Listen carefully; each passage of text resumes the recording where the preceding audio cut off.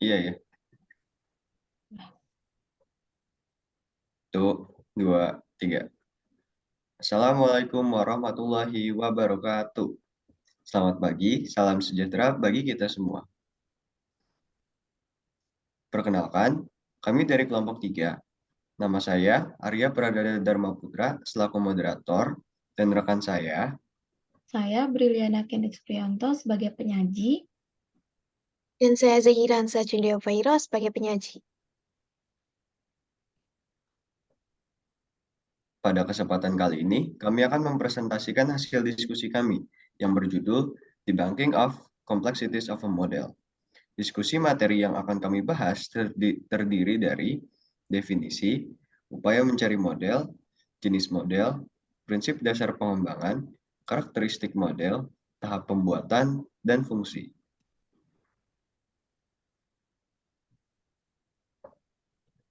Oke, yang pertama ada definisi. Jadi definisi dari model itu sendiri adalah representasi dari suatu objek, benda, atau ide-ide dalam bentuk yang disederhanakan dari kondisi atau fenomena alam. Jadi model itu bukan sesuatu yang kita biasa dengar atau kita ketahui tentang model. Kan biasanya kita mengetahui kalau model itu cuma kayak perealisasian dari suatu hal. Tapi di sini model itu bukan hanya sekedar bentuk, tapi model itu juga merupakan ide-ide dalam sesuatu masalah yang disederhanakan. Oke, next. Oke, yang kedua ada ilustrasi model. Jadi di sini ada proses chunking and partitioning oleh Miller. Nah, apa sih proses chunking dan partitioning itu? Jadi, proses chunking ini merupakan strategi yang dibuat secara dua arah, yaitu memiliki tiga poin, yaitu simple, chunk, and complex. Nah, chunking ini merupakan proses mengubah pemikiran yang simple menjadi chunk atau pengklasifikasian ke dalam kelompok. Sedangkan partitioning merupakan suatu proses, yaitu dengan mengubah sesuatu yang kompleks menjadi chunk atau pemisahan dan pecacahan ke dalam potongan-potongan yang kecil. Lalu, apa sih hubungan dari proses chunking and partitioning ini dengan model? Nah, jadi model itu menerapkan strategi ini dengan memecah suatu pemikiran menjadi potongan-potongan yang lebih sederhana dan tujuan yang lebih kecil agar lebih mudah dipahami dan dikelola dengan menghubungkan informasi ke sesuatu yang sudah tersimpan di memori jangka panjang. Oke, next. Selanjutnya, ada upaya mencari model. Nah, upaya mencari model itu bergantung pada informasi dasar yang mengawali sebuah model tersebut. Next.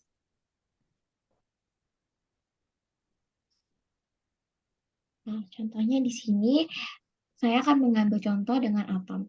Seperti yang kita ketahui, umumnya manusia itu mengetahui atom atau mengenal atom itu sebagai suatu unsur yang paling terkecil di bumi, tanpa mereka bisa merealisasikan tentang bagaimana sih bentuk atom itu, serta atom itu kira-kira mempunyai unsur apa aja.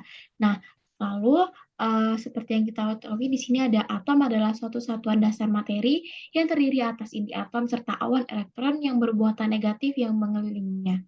Nah, di sini model berfungsi untuk memberikan pengertian atau membantu manusia untuk merealisasikan tentang atom secara rinci.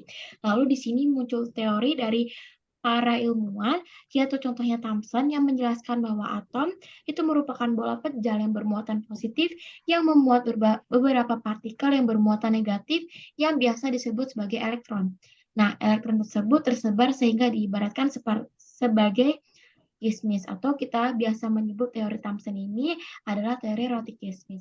Nah, di sini dengan adanya teori dari Thomson ini itu bisa memudahkan manusia untuk merealisasikan bagaimana bentuk atom itu sendiri. Nah, sesuai dengan fungsinya, itu model itu bisa membantu manusia untuk menyelesaikan sesuatu masalah secara general menjadi masalah yang lebih terperinci. Next. Nah, selanjutnya ada jenis-jenis model.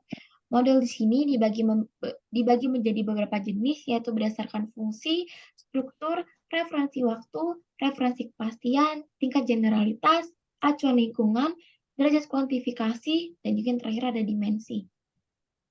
Next. Model berdasarkan fungsi. Model berdasarkan fungsi ini dibagi menjadi 3, yaitu model deskriptif, model prediktif, dan juga model normatif.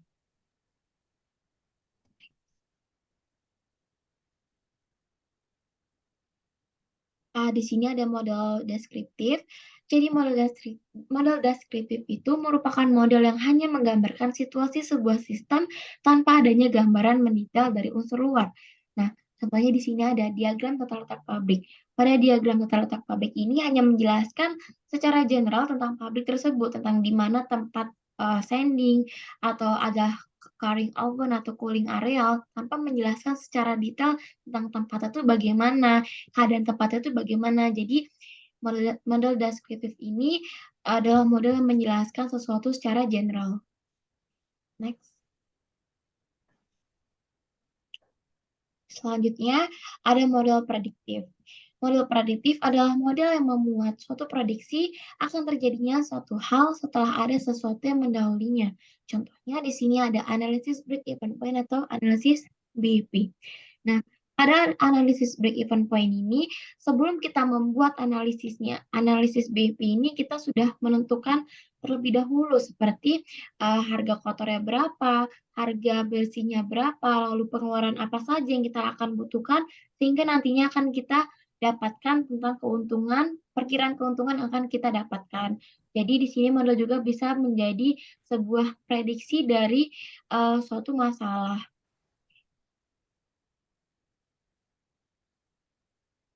Next.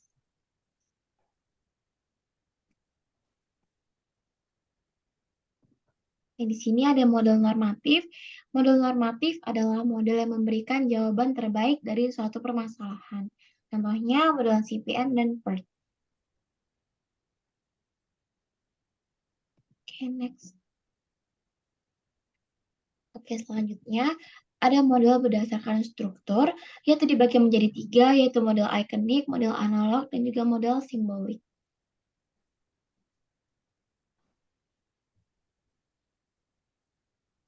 Yang pertama, ada model ikonik. Model ikonik adalah model yang menirukan sistem aslinya, tetapi masih dalam skala tertentu. Contohnya, model pesawat terbang.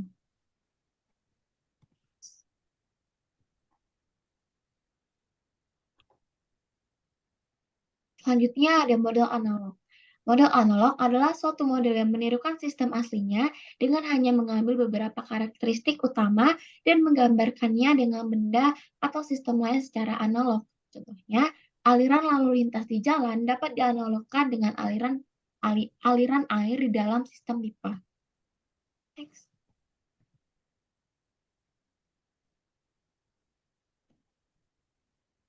Selanjutnya ada model simbolik.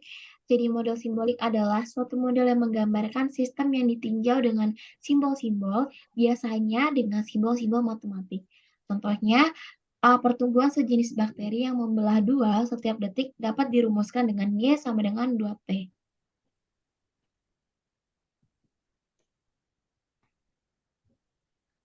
Selanjutnya adalah jenis model berdasarkan referensi waktu. Jenis model ini terbagi menjadi 2, yaitu model statis dan model dinamis. Model statis yaitu model yang tidak memasukkan faktor waktu dalam perumusannya. Contoh model fisik statis adalah model bangunan yang dirancang oleh para arsitektur maupun teknik sipil. Model tersebut dapat berupa gambar maupun maket bangunan. Kemudian adalah model dinamis. Berbeda dengan model statis, model dinamis ini mempunyai unsur waktu dalam perumusannya. Contohnya adalah model mobil yang sedang dalam pengujian di ruang pengujian angin. Ruang pengujian tersebut berupaya mencontoh kondisi udara, kecepatan, dan lain sebagainya dengan berbagai kondisi ukuran untuk menguji model mobil yang akan dibangun. Selanjutnya adalah model berdasarkan referensi kepastian yang terbagi menjadi 4, Yang pertama adalah model deterministik, model probabilistik, model konflik, dan model tak pasti. Model deterministik, dalam model ini, setiap kumpulan nilai input hanya ada satu output yang unik, yang merupakan solusi dari model secara pasti. Contohnya adalah model persediaan, atau bisa disebut juga Economic Order Quantity atau EOQ. Selanjutnya adalah model probabilistik.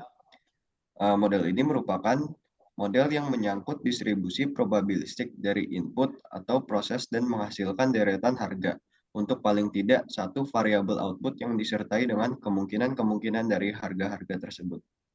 Contohnya adalah diagram pohon keputusan. Selanjutnya adalah model konflik. Dalam model ini, sifat alamiah pengambilan keputusan berada dalam pengendalian lawan. Contoh paling sederhananya adalah negosiasi.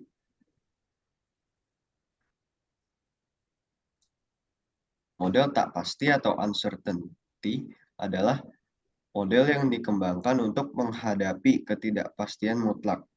Pemilihan jawaban berdasarkan pertimbangan, utilitas, dan resiko melalui probabilitas subjektif. Contohnya adalah gambling atau berjudi. Selanjutnya adalah jenis model berdasarkan tingkat generalitas. Yang terbagi menjadi dua, yaitu model umum dan model khusus.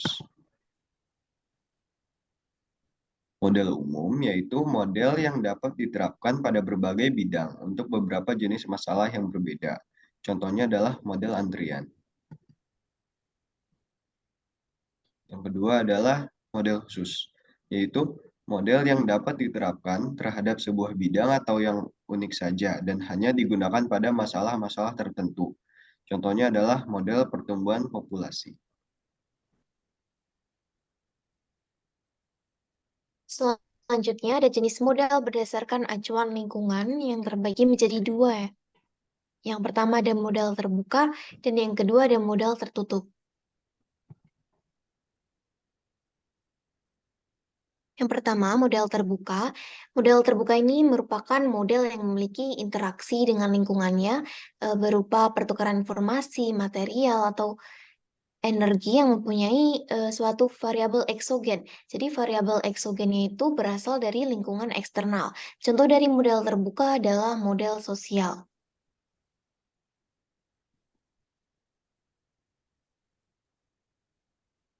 Selanjutnya ada model tertutup. Model tertutup yaitu model yang tidak memiliki interaksi dengan lingkungannya dan memiliki variabel yang seluruhnya endogen yang terkendali dan internal. Contohnya adalah model termostat.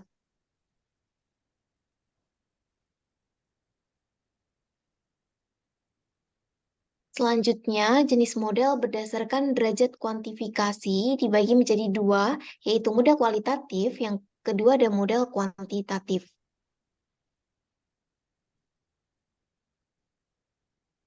Yang pertama, model kualitatif merupakan model yang menggambarkan mutu suatu realita. Jadi model kualitatif ini dibagi menjadi dua. Yang pertama ada model mental. Jadi model mental ini menggambarkan titik awal dari abstraksi dalam memahami masalah dan situasi. Contohnya adalah proses berpikir manusia tentang sesuatu. Yang kedua ada model verbal, yaitu model yang disajikan dalam bahasa sehari-hari dan tidak dalam bahasa logika atau simbolis maupun matematis. Jadi analisisnya itu bersandar pada pertimbangan yang masuk akal dan bernalar. Contohnya adalah model konseptual. Jadi model konseptual ini berupa diagram hubungan antara peristiwa dan faktor tertentu yang memberi dampak ke suatu kondisi target. Jadi kondisi target ini merupakan situasi akhir yang ingin dipengaruhi. Next. Selanjutnya ada model kuantitatif. Model kuantitatif merupakan model yang variabelnya dapat dikuantitatifkan. Jenis model ini terbagi menjadi dua. Yang pertama ada model statistik, yaitu model yang mendeskripsikan dan menyimpulkan data. Yang kedua ada model optimasi, yaitu model yang digunakan untuk menentukan jawaban terbaik. Nah, dan terdiri atas dua, yaitu optimasi analitik dan yang kedua ada optimasi logaritmik. Selanjutnya, jenis model berdasarkan dimensi dibagi menjadi dua. Yang pertama ada model 2 dimensi, dan yang kedua ada model 3 dimensi.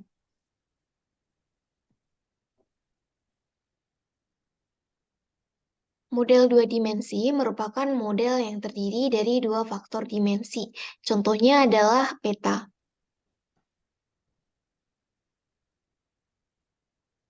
Yang kedua ada model 3 dimensi. Jadi model 3 dimensi ini merupakan model yang terdiri dari tiga faktor dimensi. Contoh dari model 3 dimensi itu sendiri adalah prototipe jembatan.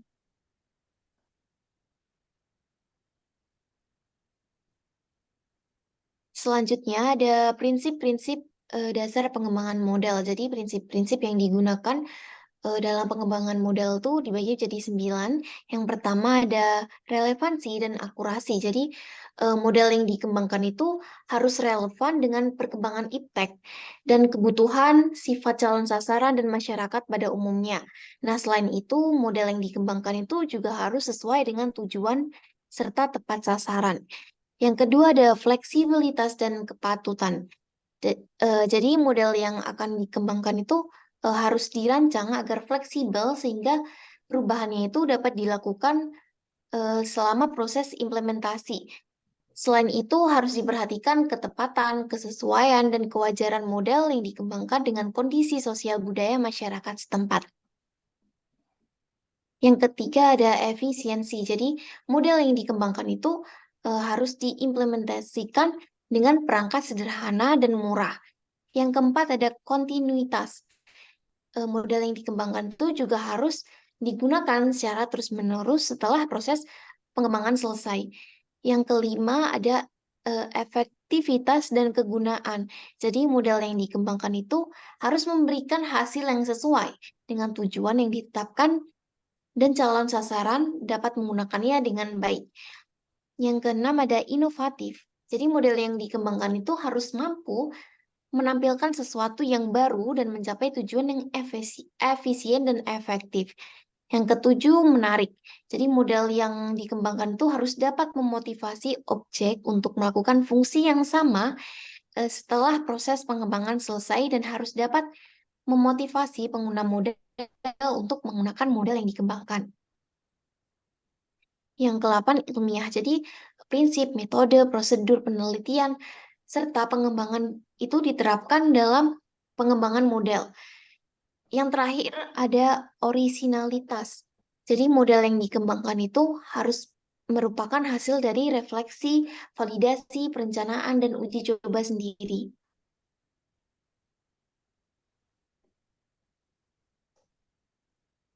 Selanjutnya ada karakteristik model. Jadi model yang dikembangkan itu harus memiliki sifat-sifat ini. Yang pertama ada tingkat generalisasi. Jadi semakin tinggi tingkat generalisasi model itu maka semakin baik. Kenapa? Karena kemampuan model dalam menyelesaikan masalah itu juga semakin meningkat. Yang kedua ada mekanisme transparansi. Jadi suatu model itu dianggap baik jika kita tuh dapat melihat mekanisme dari model tersebut dalam menyelesaikan masalah. Artinya kita tuh dapat menjelaskan kembali model tersebut tanpa menyembunyikan apapun.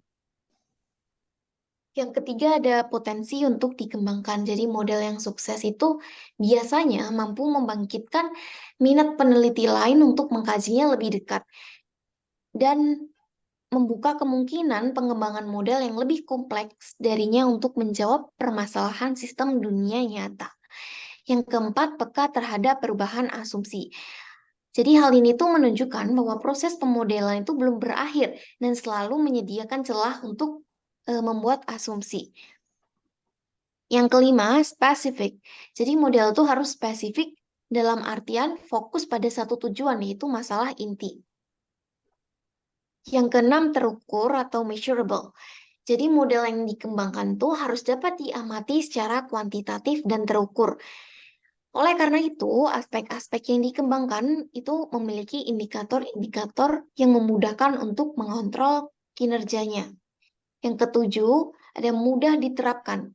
Jadi model yang dikembangkan itu berdasarkan prosedur sehingga dapat dengan mudah dipakai oleh semua orang yang menggunakannya. Yang ke-8 ada mudah diakses. Jadi model yang dikembangkan itu harus dapat digunakan dengan mudah. Yang ke-9 ada realistik. Jadi model itu harus didasarkan pada fakta, informasi, dan masalah nyata, bukan sekedar rekayasa. Terus yang terakhir, yang 10, rentang waktu atau time bound. Jadi model yang dikembangkan itu mempunyai rentang waktu yang jelas disesuaikan dengan kebutuhannya. Next. Selanjutnya ada tahap pembuatan model. Nah, tahap pembuatan model itu dipengaruhi oleh latar belakang dan alam pikiran si pembuat model. Jadi, satu masalah itu dapat diwakili oleh beberapa model dan ketepatan model harus diuji dengan perbandingan terhadap kenyataan, dicari kesesuaian karakteristik sampai ketemu besaran tertentu yang menentukan.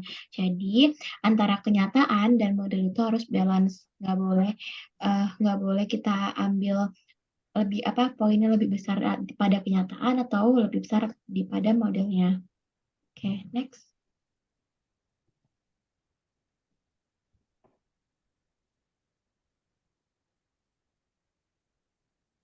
Oke, selanjutnya ada tahap pembuatan model di sini. Ada yang pertama, observasi terhadap masalah. Yang kedua, melakukan pengamatan atau pengukuran.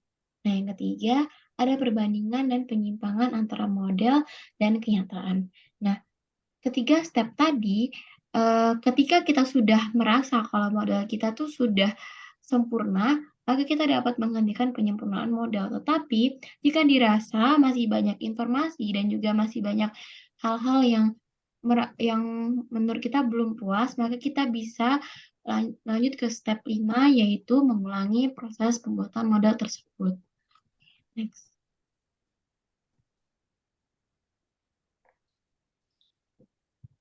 Terdapat 5 fungsi model. Yang pertama adalah untuk berpikir, yang kedua adalah berkomunikasi, yang ketiga memprediksi, yang keempat pengendalian, dan yang kelima adalah berlatih. Fungsi model yang pertama adalah untuk kegunaan model untuk berpikir. Membantu memahami sistem yang kompleks. Contohnya, analisis terhadap cara kerja perangkat elektronik dilakukan dengan bantuan diagram rangkaian. Model rangkaian di atas membantu para teknisi elektronika untuk, yang pertama, lebih mudah membayangkan masalah, dan yang kedua, memindahkan masalah ke atas kertas atau komputer. Fungsi model yang kedua adalah kegunaan model untuk berkomunikasi. Dengan model, akan disampaikan masalahnya dengan lebih jelas dan lebih singkat. Contoh, masalah kependudukan dengan jelas disampaikan melalui grafik.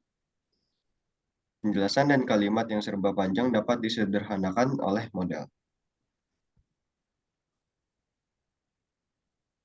Fungsi model yang ketiga adalah kegunaan model untuk memprediksi. Model digunakan untuk meramalkan keadaan yang akan dihadapi pada tahun yang akan datang. Contohnya, yang pertama, grafik laju pertumbuhan penduduk dapat digunakan untuk memprediksi jumlah penduduk yang pada tahun 2030. Yang kedua adalah model yang disusun dari data temperatur, tekanan, kelembapan udara, kecepatan angin, dan seterusnya dapat digunakan untuk meramalkan cuaca. Yang keempat adalah kegunaan model untuk pengendalian. Model dapat digunakan untuk mengendalikan suatu sistem. Contohnya, yang pertama, gedung harus dibangun sesuai dengan modelnya, yaitu tampak samping, gambar detail, dan sebagainya.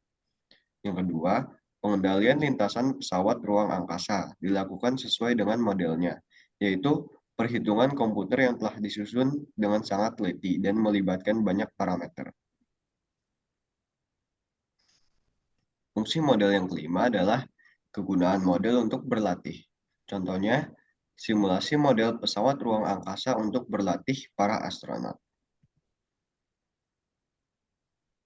Kesimpulan dari presentasi kali ini, model merupakan penyederhanaan dari suatu realita yang kompleks.